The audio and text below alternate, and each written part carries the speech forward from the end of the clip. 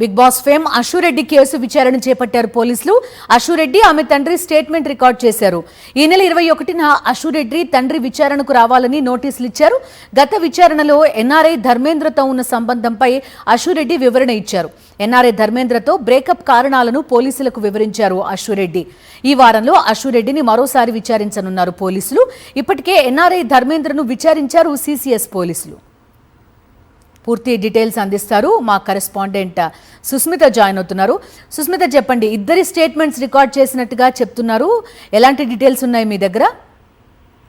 2 నెలల క్రితం ఎన్ఆర్ఐ ధర్మేంద్ర కుటుంబం బిగ్ బాస్ ఫేమ్ అశురెడ్డి పైన ఫిర్యాదు చేశారు. సిసిఎస్ లో దాదాపు 9.5 కోట్ల రూపాయలు ఇవ్వలేదంటూ కూడా పూర్తిగా వివరాలు ఆధారాలు సేకరించడంతో సిసిఎస్ పోలీసులు పూర్తిగా దీని గురించి విచారణ చేపట్టారు. దాదాపు కూడా నెల రోజుల నుంచి విచారణ చేపట్టగా వీళ్ళకి నోటీసులు కూడా సిసిఎస్ పోలీస్ స్టేషన్ కు వచ్చి విచారణలో పాల్గొనాలంటూ కూడా సిసిఎస్ పోలీసులు నోటీసులు ఇచ్చారు. అయితే ఇప్పటికే అశురెడ్డి తండ్రిని ఇప్పటికే విచారణ చేశారు. అయితే అశురెడ్డి విచారణకు సంబంధించి కూడా చూస్తుంటే అయితే ఎన్ఆర్ఐ ధర్మేంద్రతో ఏ విధంగా తనకి బ్రేకప్ అయింది, వాళ్ళు ఎన్ని సంవత్సరాల పాటు వాళ్ళు ప్రేమలో ఉన్నారు, ఏంటి అన్ని వివరాలు కూడా తెలిపినట్టుగా కూడా చెప్తూ ఉన్నారు. అయితే దాదాపు 2-3 సంవత్సరాల పాటు ఎవరైతే ఎన్ఆర్ఐ ధర్మేంద్ర ఉన్నారో తనని హరాస్ చేయడం కారణంగానే బ్రేకప్ అయినట్టుగా కూడా పోలీసు విచారణలో తెలిపినట్టుగా కూడా తెలుస్తూ ఉంది. అయితే ప్రస్తుతానికి అందుతున్న సమాచారం మేరకు అశురెడ్డి తండ్రిని కూడా విచారణకు పిలిచారు. అయితే అశురెడ్డి తండ్రి కూడా వారి కుటుంబానికి దూరంగా ఉంటూ వైజాగ్ లో నివసిస్తూ ఉన్నారు. ప్రస్తుతం హైదరాబాద్ కి రావడంతో తనకు కూడా నోటీసులు ఇచ్చి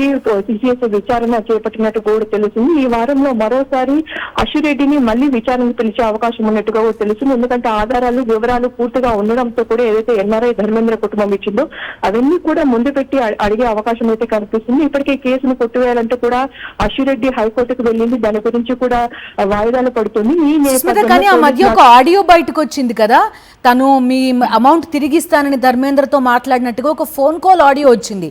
దాన్ని కూడా పోలీసులు కన్సిడర్ చేయబోతున్నారా?